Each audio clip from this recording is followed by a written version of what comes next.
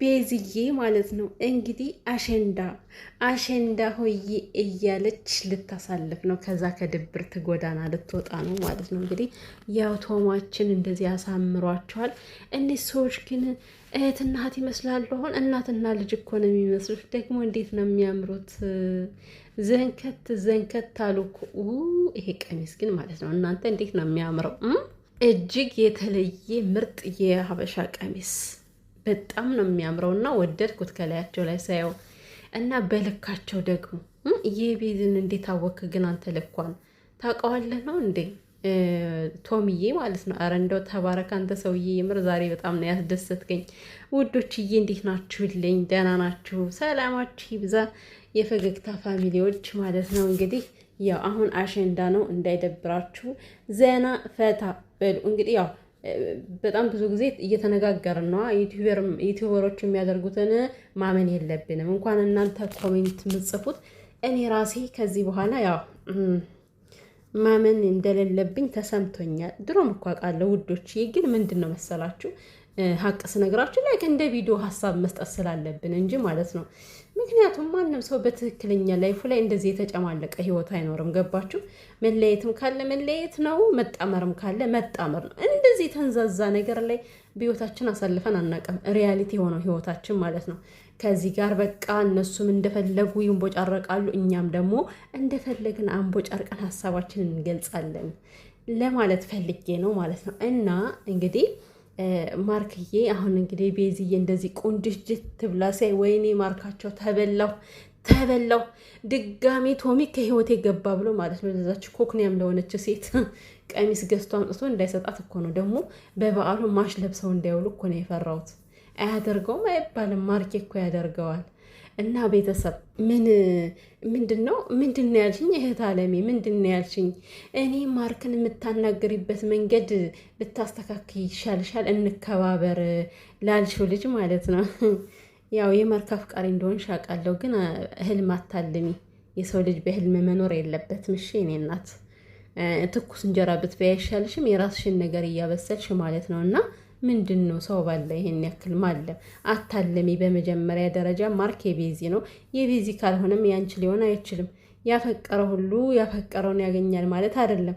ሲቀጥል ደግሞ እንከባበር ላልሽኝ እኔ ባታከብርኝ እኔ ምን ቸገረኝ? ይገደኛል እንዲህ ክብርሽን አልነካ ክብሬን አትንኪ ያለቀ ዛት ሴት። ከዛ በተረፈ እኔ በምናገረው ነገር አንደበቴን አትዥኝ። ገባሽ አይደለም? አንድ ሰው ሲያጠፋ ባጠፋው መሰረት ልንናገረው ግዴታ ነው።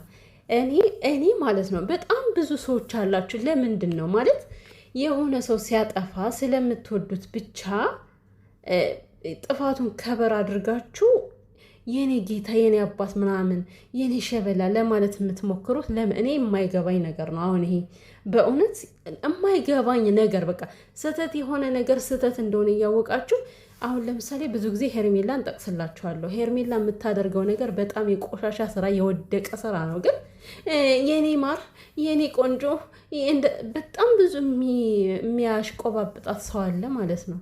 ይገርማል። ምን አስደስቷችሁ?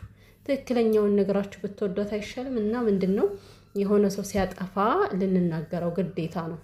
ገባቸው? የሰው ልጅ ከጥፋቱ የሚማረው ዝም ብሎ እኮ በራሱ አይደለም። ሰው ሲነግረው ኦሆ ይሄ ነገር ስህተት ነው እንዴ ብሎ ነቃ ደንገጥ ብሎ ወደ ራሱ እንዲመለስ ነው። እና ማለት ነው ቤተሰብ እንግዲህ ቤዝዬ ያው መቀሌ ልትሄድ እንደሆነ ሰምታችኋል አይደለ?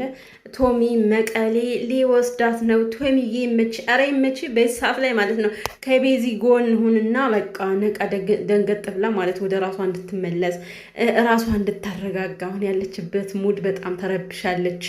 ማርኬ እውነት እኔን ትቶኝ ነው ወይ አዲሷ ልጅ አፈቀራት የሚል ጥርጣሬ ስለገባት ቤዚ ያለችበት ሁኔታ ትክክል አይደለም። ከስታለች እኮ ደግሞ የኔ እናት እኔን እሺ የምር እንዳለ ሙጥጥ አለ እኮ ይሄ ጉንጫ ማለ የኔ ውድ የኔ ቆንጆ እውነት ከሳች። ፊቷን አያችሁት ግን የኔ እናት እውነት በጣም ነው የከሳችሁና ሳቋ ራሱ የበላ ሰው አይመስልም። አረ ቤዝዬ በፈጠረሽ እንዴ ማርካውን ተንቀልቅሎ በቀናት ይመጣልሻል። አብሽሪ እንዳትጨነቂ ቤዝዬ ማለት ነው።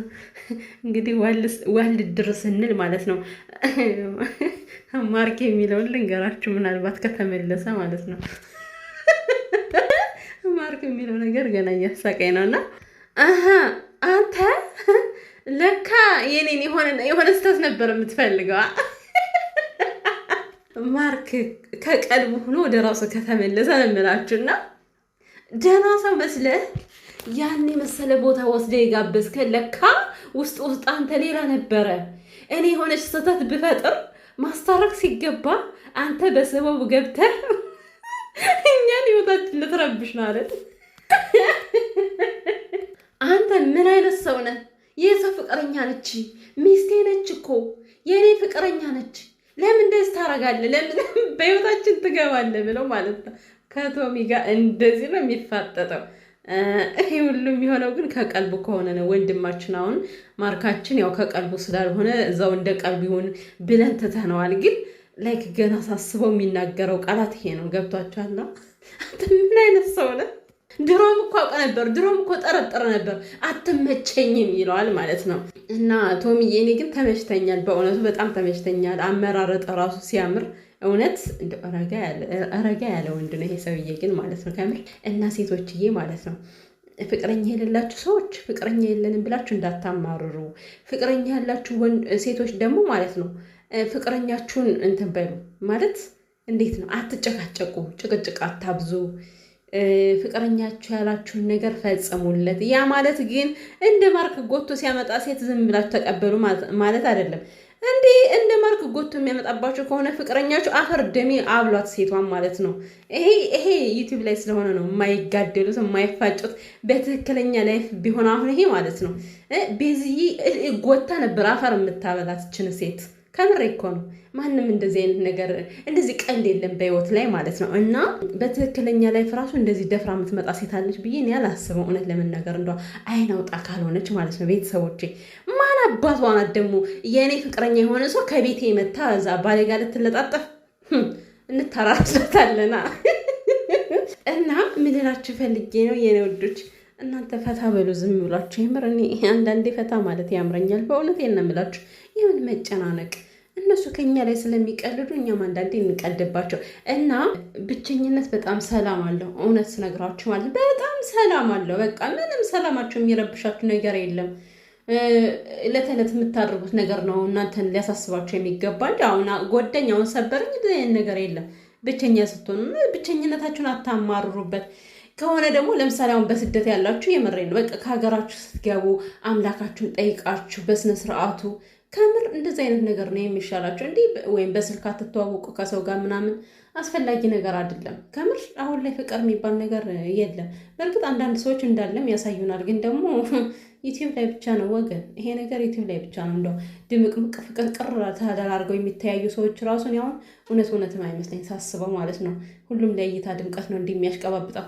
እና ምን ልላችሁ ፈልጌ ነው ፍቅረኛ ያላችሁ ሰዎች ተመስገን፣ በደህና ቀን ፍቅረኛ ሰጥቷችኋል፣ ተንከባከቡ። የማያጣላችሁን ነገር ወደ ጥላት ትውሰዱት፣ ለመረጋጋት ሞክሩ። ከዛ ውጭ ግን ሌሎቻችሁ እንደዚህ በሲንግልናችሁ ደስተኛ ልትሆኑ ይገባችኋል ማለት እወዳለሁ። የኔ ይሄታችሁ ምክር ነው እንግዲህ ከተመቻችሁ። እኔ ብቸኝነቴ ይመቸኛል። ኤኒዌይስ የምሬን በጣም ነው የምወደው። በስመ አብ ከምር መጨናነቅ ጠዋት ተነስቼ ቴክስት አደረገ አላደረገ እዛ ጠንቀረ ይበል እና ሁሉም ነገር በጊዜው ይሆናል ልላችሁ ፈልጌ ነው። ሁሉም ነገር በጊዜው ነው የሚሆነው። እና ውዶችዬ እንግዲህ መልካም አሸንዳ በዓል ይሁንላችሁ። ግን ገና ነው የአሸንዳ በዓል።